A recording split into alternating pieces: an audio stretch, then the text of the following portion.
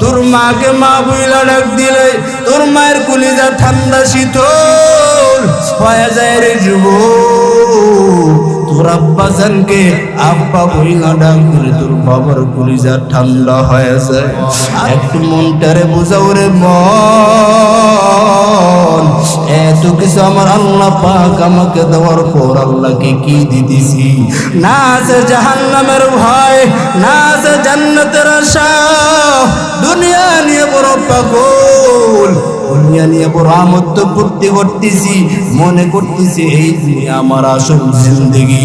না বাবা না, আল্লাহ কয় তুই একদিন আমার কাছে আসা লাগবে। যদি যেহেতু আসবি আমার কাছে, তাহলে একটু তাকওয়াটা ঠিক বানায় নে, একটু আমাকে ভয় করে না, একটু আমার কাছে আয় না। কেমনে আবি? রাতের শেষ অংশে একটু দাঁড়াইয়া আমি মালিকের সাথে কথা বল না, দিলটা ঠান্ডা হয়ে যাবে। এই রমজানের পরে একটা বিশাল বড় ইবাদত হইল বাইতুল্লাহ যাওয়া। বাইতুল্লাহ যদি কেউ যাও, ওইখানে আল্লাহ ডেকে হায় গোলাম, রাতের শেষ অংশ তো তুমি কত কান্নাকাটি করেছি, তুই এখন আমার ঘরে আসছো, আমার ঘরে এসে লাভবাহিকের দুনিটা তুমি দিতেছো। এইখানে তুমি আসার পর ধনী নেই গরিব নেই, সব বান্দারা আমি রবের দরবারে এক। কিন্তু এইখানে আসার পর লাভবাহিকের আওয়াজটা দিতেছো, আমি আল্লাহকে পাওয়ার জন্য অনেক কান্না করেছো, অনেক কষ্ট করেছো, মুশাহাদা করেছো। কিন্তু না, আজ বাইতুল্লাহ আসার পর তোর দিলটা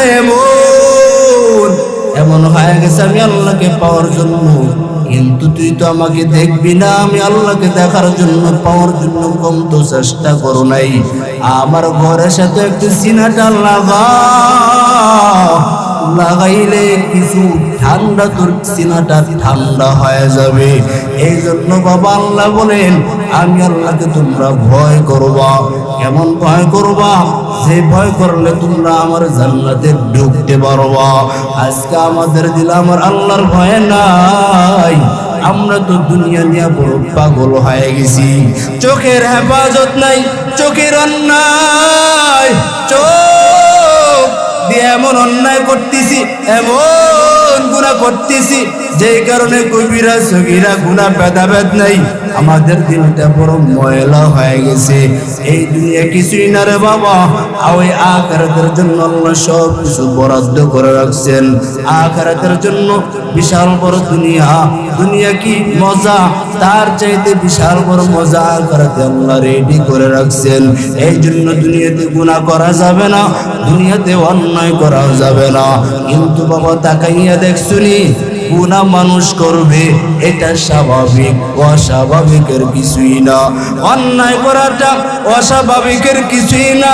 গুনাহ করার পর এই বান্দাগুলো যখন রবের কাছে গিয়ে যদি একটু তওবা করে ফেলে, আল্লাহ তাআলা এই বান্দাদের তওবা কবুল করে নেবেন।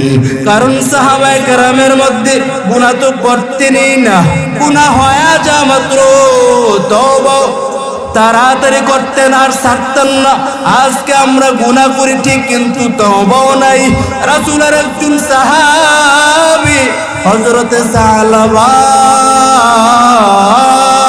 রাদিয়াল্লাহু তাআলা আনহু, রাসূল তাকে খুব বেশি ভালোবাসা দিতেন, রাসূল খুব ভালোবাসতেন। রাসূলের একজন সাহাবী, কিশোর সাহাবী, নাম হলো তার সালাবা, খুব ভালোবাসতেন সাহাবীটাকে। একদিন ওই সাহাবী কিশোর সালাবা একদিন কোথাও রওনা হয়ে গেছেন, পথের মধ্যে দিয়ে যাইতেছেন। একটা গ্রাম্য পরিবেশ দিয়ে সালাবা রওনা। ইচ্ছাকৃত না অনিচ্ছাকৃত ভাবে সালাবার একটা নজর পড়ে গেলেন। এক মহিলা গোসলখানায় গোসল করতেছেন, সালাবার নজর পড়ে গেলেন একটা মহিলার দিকে। ওই মহিলাটা গোসল করতেছেন, ইচ্ছাকৃত না অনিচ্ছাকৃত ভাবেই অন্যায়টা হয়ে গেল। সালাবা এবার দৌড়াচ্ছেন, কোথায় নিজেকে একটু ক্ষমা চেয়ে নিব।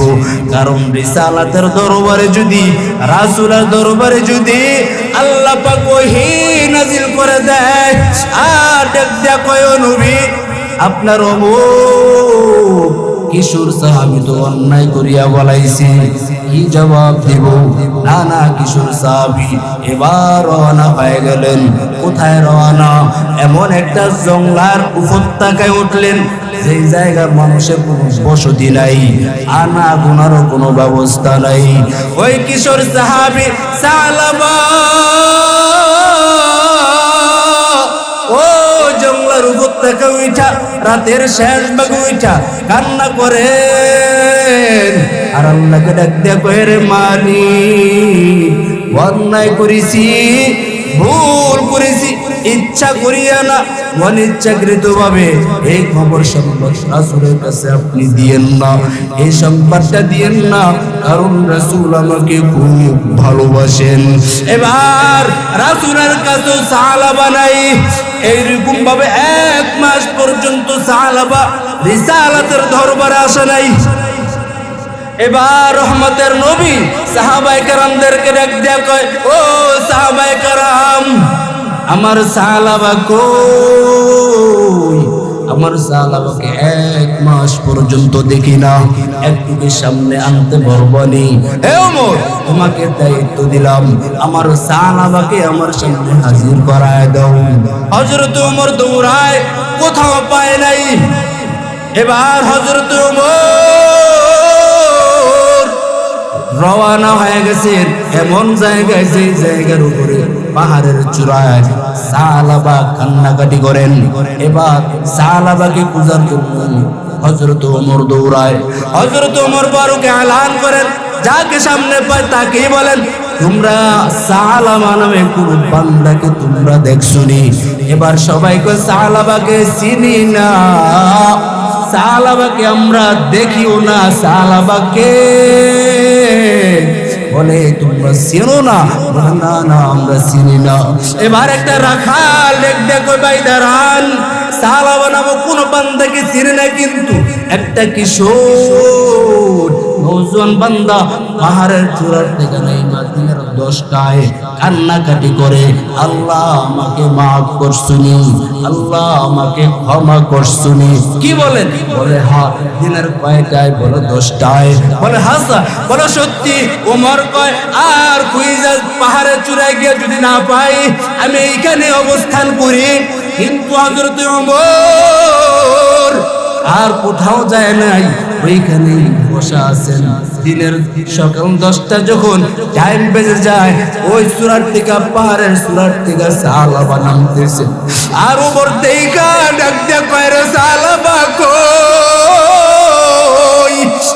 আয় আয়, রাসূল তোমাকে না দেখতে পাইরা বড় বেকরার হয়ে গেছে। ও সাহাবা কই? চল, আয় আয়, তাড়াতাড়ি রিসালাতের দরবারে চলো, তাড়াতাড়ি আয়, আর দেরি করিস না। এবার সাহাবা কয় ও ওমর ভাই, আমি যেতে পারবো না, যে অন্যায় করেছি মনে হয় আল্লাহ তাআলা ওই সংবাদ পাঠায় দিবেন না, আমি যাব না। ওমর সাহাবাকে বাইদা রাসূলের রিসালাতের দরবারে নিয়ে হাজির করায় দিলেন। এবার রহমতের নবী ডাক দিয়া কয় রে সাহাবা কই? তোমাকে আমি দিল বইরা ভালোবাসি, তোমাকে আমি দিল বইরা মোহাব্বত করি, তোমাকে আমি দেখি নাই, কইছিলা বলো? হাদিসের মধ্যে আসছে, রাসূল কয় রে সাহাবা, তোমার মাথাটা আমি মুহাম্মদের রানের উরুর উপরে মাথাটা রাইখা একটু বিশ্রাম নাও। একটু বিশ্রাম নিলেন। বিশ্রাম নেওয়ার পর ওমর হাজির করাইলেন সাহাবা রাসূলের উরুর উপরে মাথা রাখলেন, রাসূলের রান মুবারকের উপরে রাইখা সাহাবা একটু বিশ্রাম নেন। একটু পরে সাহাবা কয় নবী, ও নবী, আমার পিঠের মধ্যে কেমন জানি পিপিলিকার হাঁটার আওয়াজ পাই। রাসূল ডাক দিয়া কয় রে সাহাবা, কি বলছো? তাড়াতাড়ি কালেমায়ে শাহাদাত পড়ো, আর সময় বাকি নাই। তাড়াতাড়ি জলদি করে কালেমা পড়ো। মালাকুল মউত তোমার সন্নিকটে কাছাকাছি চলে আসছে। সাহাবা সংবাদ পাইয়া কালেমা শাহাদাত পড়তেছেন। কালেমা শাহাদাত পড়া অবস্থায় সাহাবা দুনিয়ার থেকে বিদায় হয়ে গেছে। একটা নজরের কারণে, একটা নজরের কারণে ইচ্ছাকৃত না অনিচ্ছাকৃত ভাবেই গুনাহ হয়েই গেছে। তারপর সাহাবা কান্নাকাটি বন্ধ করে নাই। তাহলে বাবা তোমার আমার কত হাজার অসংখ্য অগণিত কোটি কোটি গুনাহ হয়ে গেছে। এই গুনার কি খবর? এই গুনার কি জবাব দিব আল্লাহর কাছে রে বাবা? দিল থেকে একটু বুঝাইতে পারো নাই? দিল থেকে একটু কি নরম বানাইতে পারো নাই? আমি এই দুনিয়া চিরকালের জন্য থাকতে আসি নাই। ওই আমার দাদাই, ওই আমার আত্মীয় স্বজন কেউ আসেনি তাই একদিন আমার আব্বা জানও থাকবে না, আমার চাচা চাচিরাও থাকবে না, আমার আম্মা জানও থাকবে না, একদিন আমিও থাকবো না। তাহলে বাবা এত বাহাদুরি বড়াই কিসের? সব অন্তর থেকে দূর করে দেন। এক আল্লাহর ভয় ঢুকান, আখিরাতের ভয় ঢুকান, আখিরাতের কিছু কাজকর্ম করে যান। দুনিয়াতে থাইকা দুনিয়া বন্ধ করে দেন, এইটা রাসূল বলে নাই। কিন্তু দুনিয়া করতে গিয়া আখিরাত মূল কাজ জায়গা বরবাদ করা যাবে না। যাবে? এ দুনিয়া সারিয়া কোথায় যাইবা ভাগিয়া? এ দুনিয়া সারিয়া কোথায় যাইবা ভাগিয়া? মরণ তোমায় লইবে গিরি যতই করো বাহানা। মরণ তোমায় লইবে গিরি যতই করো বাহানা। চিন্তা করে দেখো না কবরে কি যাইবা না? যেই কবরে আল্লাহ সারা বন্ধু কেহ থাকবে না। চিন্তা করে দেখো না কবরে কি যাইবা না? এ দুনিয়া সারিয়া কোথায় যাইবা ভাগিয়া? মরণ তোমায় লইবে গিরি যতই করো বাহানা। চিন্তা করে দেখো না কবরে কি যাইবা না? এ দুনিয়া সবই পর, কবর যে তোর আসল ঘর। এ দুনিয়া সবই পর, কবর যে তোর আসল ঘর। কেমনে সেটায় থাকবা পরে শুধুই মাটির বিছানা। কেমনে সেটায় থাকবা পরে শুধুই মাটির বিছানা। চিন্তা করে দেখো না কবরে কি যাইবা না? আজান কানে শুনিয়া কেমনে থাকো ঘুমায়া? আজান কানে শুনিয়া কেমনে থাকো ঘুমায়া?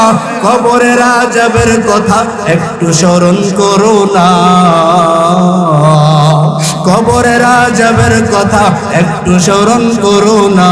চিন্তা করে দেখো না কবরে কি যাইবা না? ভয় কি দিলে আসে নাই কোথায় তোমার ঠিকানা? ভয় কি দিলে আসে না কোথায় তোমার ঠিকানা? সরল মনে তওবা করো আজরাইলে ছাড়বে না।